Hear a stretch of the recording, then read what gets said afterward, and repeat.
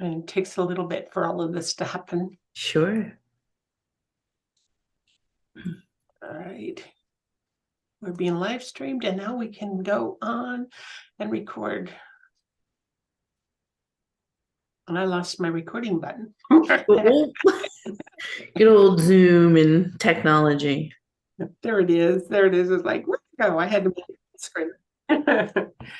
Welcome, welcome, welcome to Cynthia. This is a fun book that we're bringing to the world, The Imaginist, Fairy Tales, Fables, and Folklore. And you decided to write a chapter that is really intriguing. It's called Nourishing, Facing Glory. Mhm. Let's talk about your chapter and what's the inspiration behind birthing what our esteemed um, Sharon Jordan and whatever her last name now is, because she's just celebrating her 75th birthday and getting Yes. married. Yeah. What's the inspiration for your Avastar? Well, thanks for having me. This is a departure for me in terms of writing. Um, I haven't done any creative writing in quite a while. And when Sharon approached me with the project, I thought, oh gosh, is this something I can do? And, and we learn so much by personifying the things that we believe in, personifying our connections. And I think my character, the dragonfly facing glory, is sort of a personification of some things that I've learned over the last couple of years. She's very much somebody who trusts her journey, and she's very much somebody who relies on the environment around her to kind of give the cues of what direction she should be going. That's beautiful. And can you describe her as to why she's your hero? She's very heroic in the sense that she perseveres.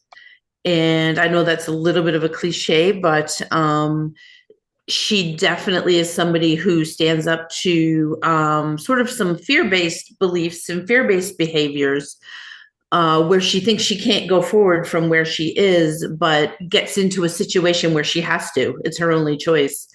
And she relies on that environment around her to really give her the direction. So she's my hero in the sense that she keeps her eyes forward. She looks around for cues, but she keeps her eyes forward. And there are several times during the story when she could easily have given up. She could easily have given up, but she chooses to rest, and then she chooses to keep going. So I think that's important. It's a very brief story, which I think probably has a larger context and a larger possibility. But everybody looks to dragonflies for the wings, and she does have a wing that gets damaged during the story. But it's really her eyes. It's her eyes that continue to see the horizon and continue to see where she should be going. So there's always a reason that we come up with these kind of stories. Mm. So what did you learn personally? Because I'm sure it relates to something that goes on in your own personal life that lets you to let your imagination flow to write a story on this nature. Sure. So I work as a feng shui practitioner, and I also help people heal from trauma. That's kind of my 9 to 5 career. And just speaking of feng shui is very creative and sort of has a mystical side, a connection between heaven and earth. So I think the story is very much about my starting to build my life as a business person, and to understand that there are going to be obstacles, and to understand that there are going to be deterrents in the path. But that if you look around, that nature and the things around you will keep you in the direction you're supposed to be going. I think that as she gets going in the story, as she gets going on her journey, she finds that there are some elements, the 5 Chinese elements, that sort of help her through that. So I'll leave that to the story and for people to discover that in the story. But that she's got the innate ability right there. She doesn't have to look for validation. She doesn't have to look for, she's got everything she needs right there in that package. That's beautiful. And I'm sure those are the things that you've had to learn in your life. As you know, part of that story is because it comes from the core of life lessons that Sure. you, that's beautiful. So the key takeaways that a person reading your chapter, yes, it's more of a fairy tale type of a story. But there's also a lot of learning within the pages of your pages from your chapter. What is the key takeaways that you hope somebody reading this chapter will take away? I think the big word that comes out of it for me is trust and belief.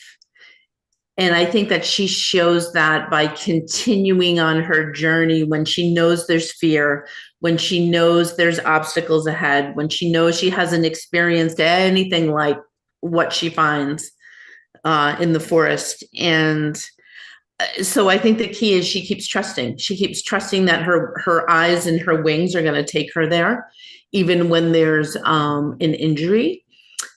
And so I think it's trust and it's acceptance that, yep, this is my path, and everything around me is telling me to do that. Beautiful, very beautiful.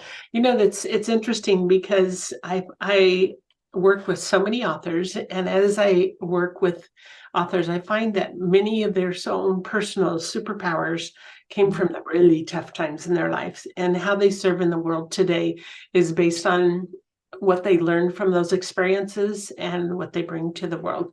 So what did you feel like when Sharon asked you to write a story? I know for me, I just couldn't get there because it's been a really busy year in publishing. And to make my mind go into the make-believe, to bring a story to the world, I just wasn't happening. How did you feel when she, I know you mentioned at the very start of the conversation, but how did you feel when she asked that question of you? You know, Sharon's somebody who's very intuitive and she's very magical, and she has a very magical side. And she tunes into people in terms of the gifts she thinks you have to give to the world. I know, So I think when she contacted me, I was like, oh boy, my calendar's really busy. I'm not sure if I can do this. I came into it a little late. But when I started, I knew immediately it was a dragonfly. I knew immediately. It just, the minute she said it, I said, oh, I know who it is. And so to me, that character was hovering there just below the surface. And I think it allowed me to when you sort of step back into that creative mode, when it's bubbling, it gives the rest of your life perspective. It lets you get expansive because you're not stuck in the box and in the boundaries of your daily life. You get to connect to that mystical, you get to connect to the magical, and it definitely helps you expand. It definitely does. For those that are reading this chapter, you'll just take a moment and pause and look at that dragonfly. That is one of the when I saw that picture, I was like, oh, it's breathtaking. It just took my breath away. It was so beautiful, and it is really sets the tone for the story. When I thank you. When I contacted the artist for this, I sent her my chapter. And I said, there's several scenes there, and I want you to make the illustration that you connect with, because I wanted to know her expansion, and I wanted I know what I was looking for, but when I contacted the artist, I said, I want to know what you see.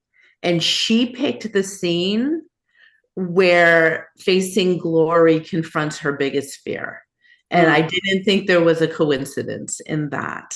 And I'm not a believer in coincidences. And I think the universe opened up and said, this is how we need to see the character. So it really is beautiful. And I'm quite grateful for that. Wonderful. So when you sit down to write, what is your practice? How, this is something that authors stumble along for a while, and sometimes they can start a book and 10 years later, they're still working on it. So in order to stay focused, how do you set the scene for yourself to be able to write even a chapter in a book? Sure. I think first of all, I have experience teaching meditation. So I think you have to connect to your breath. You have to connect to the natural rhythms that are around you. I don't do a daily practice, but when I wrote this, I think it was very much about allowing the flow. When you work with writing, and I wrote a little bit of this by hand, it changes your brain patterns.